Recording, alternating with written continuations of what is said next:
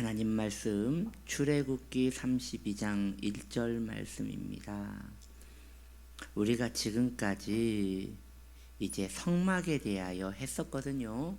그래서 어제까지 성막에 물두멍까지 하여 성막의 시리즈가 다 마쳐졌습니다. 이제는 다시 출애굽기 강해로 돌아가서 32장부터 가도록 하겠습니다. 32장은 이제 금송아지, 그 유명한 금송아지 사건이 나오는 것인데 한 절 한 절 또 은혜를 받아가면서 함께 주님의 말씀에 가까이 가서 서로 적용을 하고 은혜 받기를 원합니다. 32장 1절 백성이 모세가 산에서 내려오미 더딤을 보고 모여 백성이 아론에게 이르러 말하되 일어나라 우리를 위하여 우리를 인도할 신을 만들라. 이 모세 곧 우리를 애굽 땅에서 인도하여 낸 사람은 어찌 되었는지 알지 못함이니라. 아멘. 오늘 말씀의 제목은 더딤을 보고입니다. 더딤을 보고. 예. 이스라엘 백성들은 십계명을 받으러 간 모세가 자신들에게 오는 것이 더딤을 보고 자기들의 신을 만들었다고 말하고 있습니다. 언제나 빠른 것은 문제를 가져오는 것 같습니다. 빠른 것은 편리하거든요. 그러나 위험합니다. 자동차가 빠르면 신나겠지만 그 빠른 속도 때문에 카메라에 찍혀 벌금을 냅니다. 혹은 어딘가에 부딪히면 큰 피해를 입게 됩니다. 빠른 음식은 즉석 조미료를 사용하기 때문에 자극적인 맛을 냅니다. 그래서 빠르게 입맛 도는 음식을 만들 수 있지만 건강에 해로운 것이에요. 신앙인들이 인내하는 법을 배우지 못하면, 신앙인들이 오래 기다리는 법을 배우지 못하면 신앙생활 자체가 어려워져요. 뜸들이는 시간이 없으면 그 신앙은 만들어지지가 않기 때문이에요. 신앙인이 인내하지 못하고 기다리지 못하는 그런 벌떡증이 생기면 말이죠. 그 신앙은 가벼워지게 되고 힘이 없어지게 되고 신앙이 변질되고 마는 것입니다. 하나님을 끝까지 믿지 못하는 신앙은 결국 배교하게 되어 있습니다. 여러분, 이 배교라는 단어를 잘 우리가 쓰지 않아요. 배교가 무엇입니까? 배신과 같은 말이에요. 사람을 배신한다고 하잖아요. 신앙을 배신하는 것을 배교라고 하는 거예요. 그런데 어떻게 내 삶에 배교가 있을 수 있을 것인가? 표면적으로 배교란 다른 신을 섬기는 것이거든요. 혹은 자신이 믿는 바 신앙을 버리는 것이거든요. 오늘날 믿는 자 중에 다른 신을 믿거나 내가 섬기는 하나님을 버리고 다른 신을 섬기거나 내가 믿는 이신칭의의 그 믿음의 도, 그것을 버리는 이는 아마도 없을 것이에요. 그렇다 하여 모든 신앙인이 이 배교에 대해 안전한 것은 아니라는 것이죠. 왜냐? 여러분, 그걸 아셔야 돼요. 이스라엘 백성들이 지금 금송아지를 섬기자고 하잖아요. 그런데 이 금송아지의 이름이 야훼예요. 야훼. 이 금송아지 이름이 여호와라고요. 즉 여호와 하나님을 버린 게 아니에요. 눈에 보이지 않는 그분을 눈에 보이게끔 만들어 가지고 섬기고자 하는 그런 마음인데, 성경은 전체적인 분위기로 볼 때 그것을 배교로 본단 말이죠. 자, 여기서 우리가 믿음에 대한 좀 정의를 좀 할 필요가 있어요. 믿음이란 무엇일까요? 믿음이란 자신의 느낌을 의지하지 않고 하나님의 말씀을 신뢰하여 기다리는 것입니다. 다시 말씀드릴게요. 믿음이란 자신의 느낌, 이 육감을 의지하지 않고 하나님의 말씀을 신뢰함으로 그 말씀이 내 마음에, 내 삶에 이루어질 때까지 기다리는 것이에요.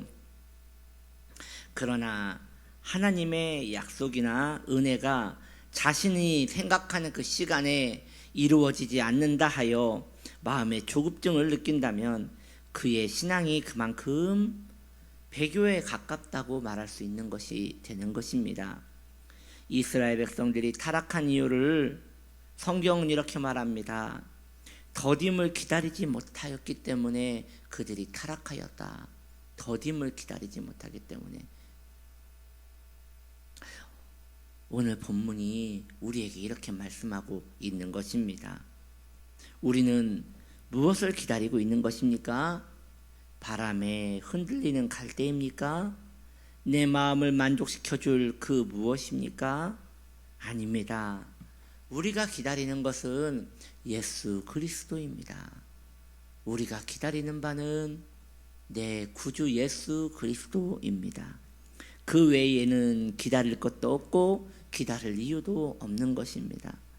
내 안에 계신 예수 그리스도를 기다린다는 것은 그러면 무엇을 말하는 것입니까? 저는 방금 그리스도를 기다립시다 라고 했는데 그 주님이 이미 우리 안에 있음을 우리는 신앙으로 증언하고 그것을 믿고 그 도를 따라가는 신앙인들입니다. 그런데 내 안에 계신 그리스도를 우리가 어떻게 기다린단 말입니까?